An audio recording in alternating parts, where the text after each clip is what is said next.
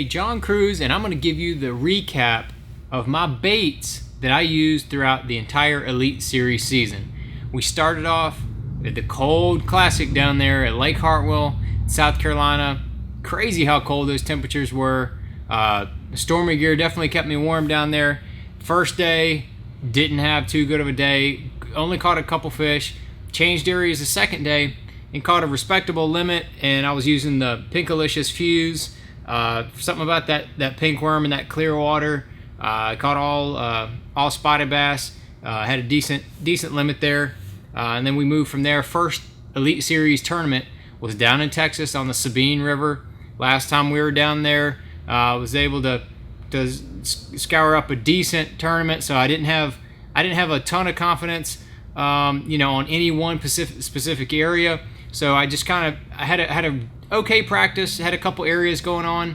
And then the one area I went to the first day, caught a few fish, and of course the missile baits, D-bomb, black red flake, was the key bait for me there. Changed areas halfway through the tournament, went into an area it was real hard to get into. Ended up catching one of the biggest stringers of the tournament the third day, and then caught a nice stringer the fourth day, and that D-bomb was real key for me. So from there, we went to from the Sabine, we went to Lake Guntersville.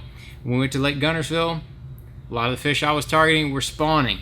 Had two different deals. First couple days, man, the missile baits destroyers, big creature bait, was absolutely killing them on the beds, and fish just fishing around in the bedding areas. That big creature bait, man, I'm telling you, if it is a big fish bait. If you ever go to the Lake Guntersville, it's definitely something you want to have in the boat. And on the third day, things got a little bit tough for me, and I picked up the D-bomb and started fishing it offshore, and that came through for me. Caught almost 18 pounds the third day on the D-bomb. Switched it up from the destroyer a little bit because the bedding fish were starting to dry up. Ended up with a top 20 there. From there, we went all the way out west to the California Delta. Obviously, I won last time we were out there, so I promise you, I was fishing the D-bomb in green pumpkin flash and in black red flake. Those are kind of the two colors. And I also caught some fish on the black Spro frog. Love this bait. Anytime the fish are hitting top. And obviously the Delta is one of the best frog places you can go to. So that was another one of my key baits out there. Ended up getting a check there. From there we went over to Lake Havasu. Had a bomb at Lake Havasu. Didn't do very well. About the second day, about halfway through that day, I started throwing the baby D-bomb on the head here, on the swing head. And man, I wish I had tried it sooner. I fished it a little bit the first day and a little bit early in the second day, but then I just kind of put it in my hand and really started fishing it. Caught a 4.5 pounder and caught another nice fish, and I wish I had kept that in my hand longer and just gone fishing with it. Fishing a lot of new water and stuff like I normally fish tournaments, but anyway, that was probably my key bait for Havasu. And from Havasu, we went to Bass Fest on Kentucky Lake. Loved Kentucky Lake. Ended up just missing a check there, or no, just getting a check there, excuse me. And my two key baits were the Plum Tomahawk, had it on a swing head, 3/8 ounce swing head, jig head, and a little swim bait. It's kind of cool. It's called a Double Mac. A guy makes them down here, I believe, in Southwest Virginia. Picked some of those up at a show somewhere, and that's a pretty neat little bait. You can fish it real slow, and it still has a nice paddle to it. I felt like that was key when you'd reel that bait up off the bottom and kill it, let it go back down. That tail would wag real nice, and that seemed to. I caught a few nice fish on that, and in practice I tried to catch him on the Spro Little John Dede, the bait that I love so much, and I love to throw on that whole Tennessee River, especially in early June, and I could not get it going. I could not get comfortable. I could not get confidence in it. But like I've done in the past, I should have just put it in my hand and keep it there, and I feel like I probably would have had a top 20, maybe even a top 10 if I'd have done that. because I feel like I was hitting the right areas. Just needed to keep that bait in my hand. So that's one lesson I definitely learned going forward from Kentucky. Like from there, we went to the Upper Bay, Upper Chesapeake Bay up there in Maryland. Had a terrible event there. The worst Elite Series tournament I've ever had. Ended up catching some of my wayfish on this Spro frog right here. It's called Killer Gill. It's a bluegill looking color.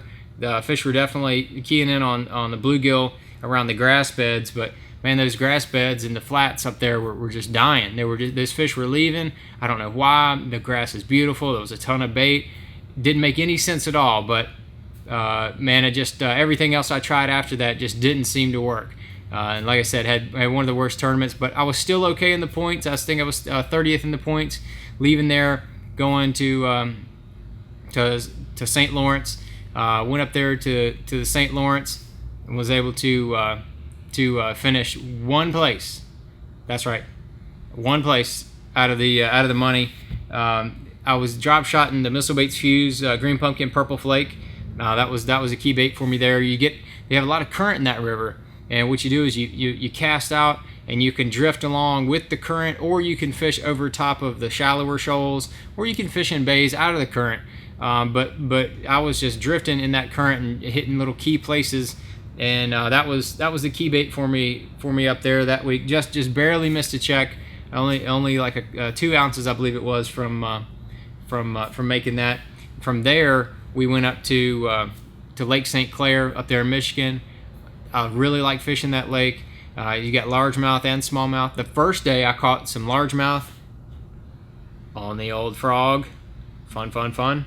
And I also caught some smallmouth up there. And I caught those I was catching some smallmouth, cranking this in the flats, the shallower flats that were in, anywhere from 9 to 11 feet with a little bit of grass, scattered grass on the bottom.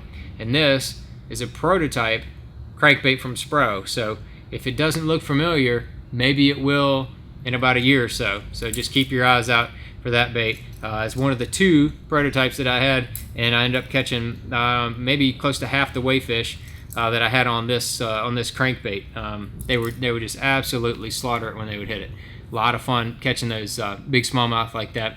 And then from Lake St. Clair, I was in the low 20s. In St. Clair, by the way, I finished inside the top 20, finished 17th. So good event, locked myself basically into the Classic. Go to the Angler of the Year Championship up there at Sturgeon Bay. Only needed to just catch a fish to make sure I made the Classic. So I went up there and man, the fishing was kind of tough. I was trying all kind of different stuff to catch those big smallmouth. Couldn't really get anything going except for the drop shot, and I had to go down to the little drop crawl, the little 3-inch drop crawl. This thing is really, really good on smallmouth when they're bedding. I mean, it's dirty. It is just absolutely filthy on them when they're bedding. So, yeah, I feel like I had a couple areas with some fish, and I had to pull this thing out, and I was rigging it every which way I can to try to get them to bite it. Rigging it, by the tail end of it, wacky rigging it up here by the head, just trying all kind of different presentations to get them to key in and bite that little thing.